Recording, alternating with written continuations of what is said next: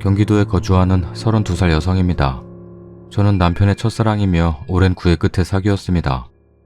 연애 4년, 아이를 임신해 서둘러 결혼 준비를 했습니다.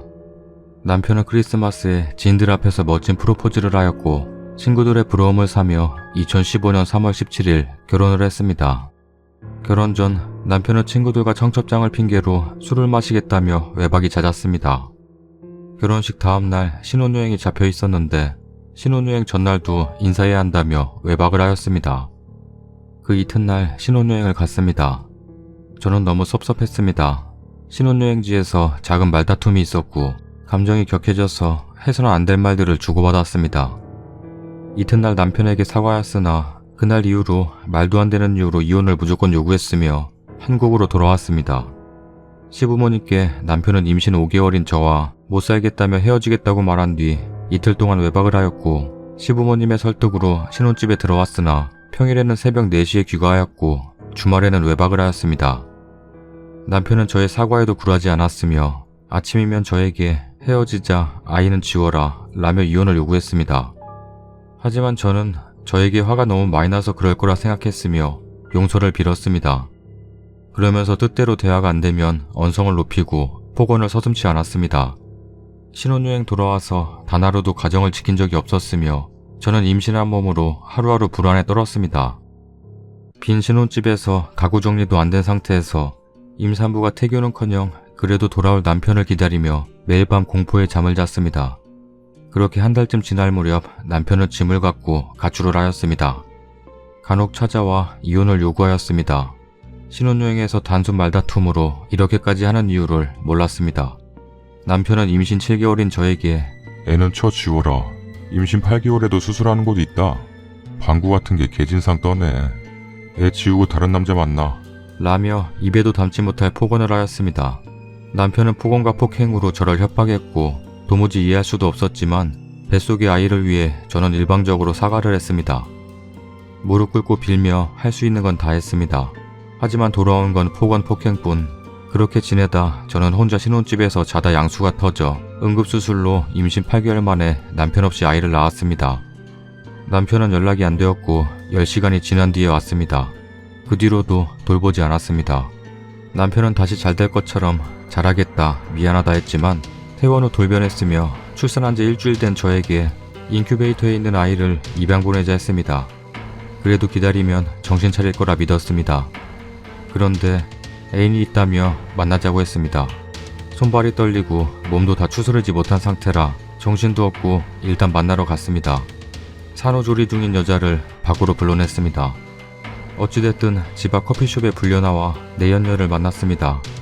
당황해하는 찰나 시부모님이 오셔 일단락되었습니다. 저는 충격에 휩싸였으나 자초지종을 물으니 남편은 그건 연기야. 아는 여자애한테 시킨 거야. 라고 말을 했습니다.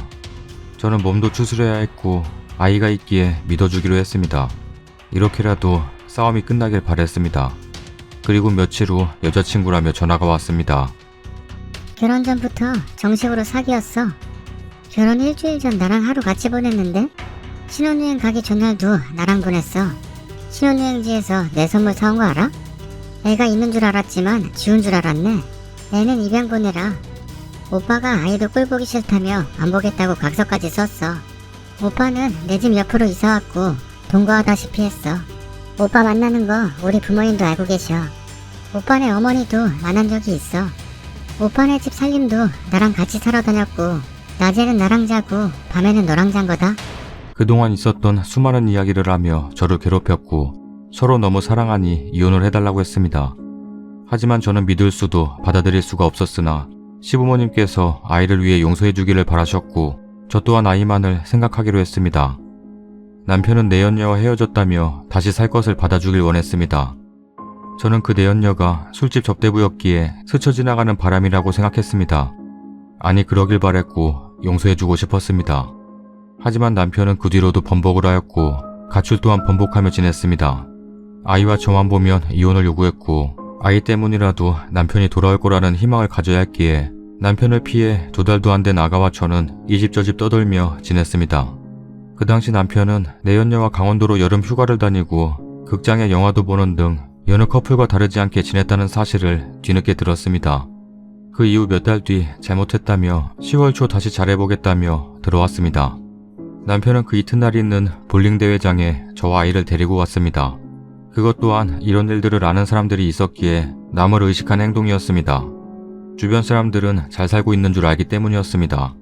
대회장을 다녀온 일주일 후 돌변의 이혼을 요구했고 그럴 때마다 아기를 쳐다보지도 않는 등 저와 아이를 무시했습니다. 저는 시부모님과 상의하에 집을 나왔습니다.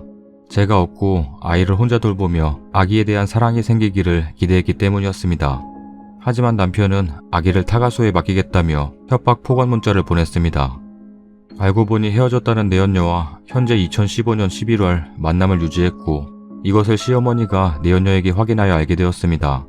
남편은 결혼 후 저에게 단 한 번도 생활비를 준 적이 없습니다. 그래서 시부모님께서 한 달에 50만원씩 주시는 걸로 생활하였습니다. 저는 남편의 사업체 운영이 어려운 줄 알았습니다. 나중에 알고 보니 남편의 수입은 월 1,000만원이 된다는 것을 알았습니다. 도저히 답이 없어 보여서 부모님께 알렸고 이혼을 준비하기로 맘먹었습니다.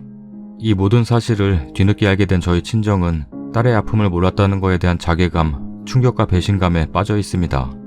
부모님께 알린 후 시어머니의 호출에 모두 모였습니다. 이렇게 지 잘못으로 이혼을 하게 될 판국에 사과는 할 줄 알았습니다.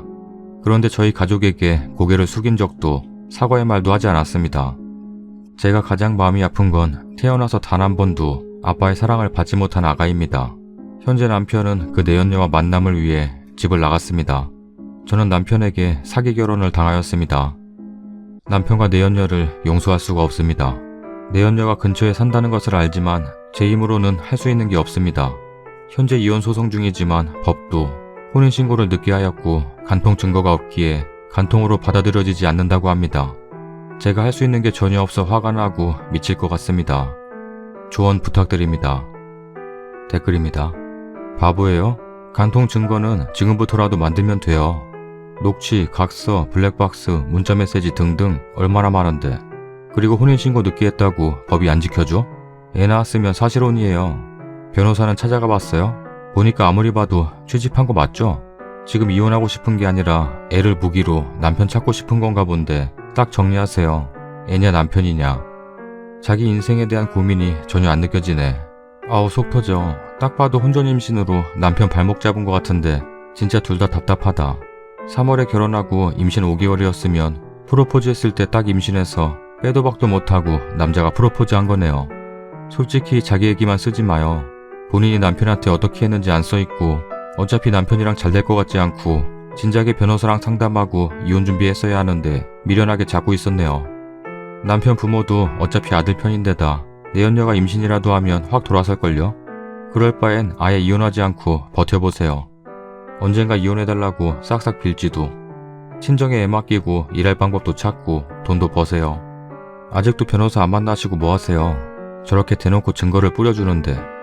아이를 진심 생각한다면 나중에 아이를 맡아 키울지도 모르니 얼른 대비하세요. 변호사부터 찾아 어떻게 손대야 할지 상의하세요. 답답하네. 후기입니다. 욕과 조언 잘 들었습니다. 오늘 3자 대면을 하였습니다. 현재 법정 소송을 걸어둔 상태이고 담당 변호사를 선임했습니다. 돈 때문에 결혼한 거 아니냐, 위자료라도 왕창 받아라 하시는 분들이 많습니다. 결혼할 당시 남편에겐 9천만원의 빚이 있었고 신혼집 1억 7천만원짜리 전세입니다. 그 집도 제가 3천만원 보태고요. 1,400만원 시댁에서 주시고 전부 대출입니다. 다들 제가 발목을 붙잡았다는데 4년 연애 끝에 프로포즈 받고 결혼했습니다. 바람난 거 병구같이 왜 몰랐냐고요? 출산 후에 들었습니다. 그 전에 아기를 지워라 마라 했을 땐 이유도 몰랐고 단순 결혼 스트레스인 줄 알았습니다. 그래서 저만 참으면 다 해결될 거라 믿었고 저도 그 부분은 후회가 많이 됩니다. 신혼여행 가서 무슨 대화를 했길래 그랬냐는 분들 많으신데 일반적인 말싸움이었고 계속 자리를 비우고 누군가가 계속 통화를 하고 그래서 티격태격하다가 남편이 이래서 나랑 살겠냐? 하길래 안 살아 했고 그럼 애는 어쩔 거냐? 해서 안 낳아 했습니다. 이게 다입니다. 그 말로 이 지경까지 될 줄은 몰랐습니다. 바보 같은 망언을 한 거죠. 그래서 배부른 몸으로 무릎 꿇고 빌기도 했고 편지도 쓰고 하며 계속 사과했습니다. 남편은 계속 그 말을 시비로 집에 안 들어왔고 들어오면 소리 지르고 난동을 부렸습니다.